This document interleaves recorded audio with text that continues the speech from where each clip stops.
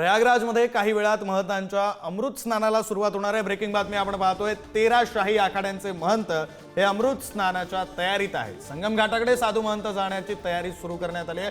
प्रशासनाकडून संगम घाट परिसर हा रिकामा करण्यात आलेला आहे। दृश्य आपण पाहतोय प्रयागराजमधून। प्रयागराजमध्ये अगदी काहीच वेळात 13 आखाड्यांच्या साधू महंतांचं शाही स्नान हे सुरू होणार आहे आणि त्यासाठी संगम घाट हा रिकामा सुद्धा करण्यात आलेला आहे। दृश्य प्रयागराजमधले आपण पाहतोय।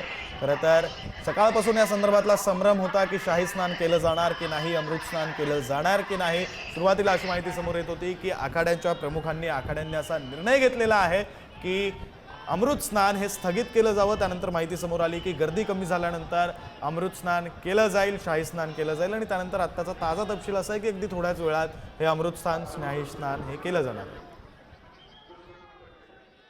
अमृत स्नान शुरू होने वाला है। अच्छा, आप देख रहे हैं बाहर व्यवस्थाएं हैं। जी जी। तो हम लोगों की व्यवस्था पूरी है। अमृत स्नान अभी शुरू होने वाला है। सब अखाड़ों की अपनी परंपराएं हैं।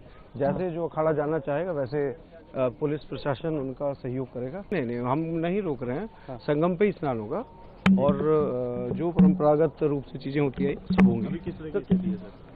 ठीक है, स्थिति ठीक है। आज जो सुबह घटना हुई उसका यद्यपि हम लोग अभी सारे कारण दिखवा रहे हैं। या संदर्भात बोलूया। महंत अनिकेत शास्त्री आपल्यासोबत जोडले गेलेले आहेत।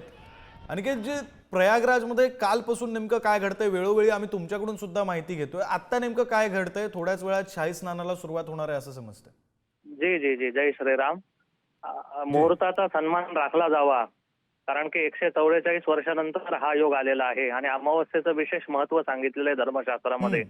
तर त्या अनुषंगाने अत्यंत साध्या आणि सोप्या पद्धतीने कोणत्याही प्रकारचं रथ, मिरवणूक असं न करता आणि अत्यंत साध्या पद्धतीने सर्व शंकराचार्य आणि प्रत्येक आखाड्याचे ज्या वेळा दिलेल्या आहे सूर्यास्ताच्या आत हे स्नान व्हावं अशा पद्धतीने अत्यंत सोप्या पद्धतीने शाही स्नान होणार आहे, अमृत स्नान करणार आहे। बरं, परंतु सकाळपासून या संदर्भातला काहीसा संभ्रम होता। संभ्रम असा होता की सुरुवातीला अशी माहिती समोर आली की अमृत स्नान हे स्थगित करण्यात आलं। त्यानंतर माहिती समोर आली की गर्दी कमी झाल्यानंतर मग अमृत स्नान केलं जाईल। नेमकं काय घडत होतं सकाळपासून? निर्णय का होत नव्हता आणि आता अखेर निर्णय झालेला आहे का, निश्चित आहे का? हो हो, आमचे आखाडा परिषदेचे जे अध्यक्ष आहे महंत रवींद्रपुरीजी, तर यांनी तत्काळ सूचना दिली। कारण की प्रत्येक आखाड्याच्या ज्या परंपरा आहे वेगवेगळ्या, पहाटेपासनं प्रत्येकाला वेळा दिलेल्या असतात आणि अतिशय भव्य दिव्य अशा प्रमाणे राजेशाही हे स्नान असतं। त्याच्यामध्ये रथ असतात, भाले असतात, शस्त्रास्त्र असतात, नागासन्यासी असतात, घोडे असतात। तर अशा पद्धतीने सर्व लावाजमा असतो। परंतु जी काही दुर्घटना घडली त्याची सहानुभूती किंवा एक मानवतेचा एक मनातनं एक आपण पण सर्व जनतेला करोडोने जे आलेले त्यांना सहकार्य म्हणून हा निर्णय घेण्यात आला की शाही स्नान स्थगित करण्यात आलं होतं। परंतु आता ही परिस्थिती सर्व शासनाने नियंत्रणात आणलेली आहे।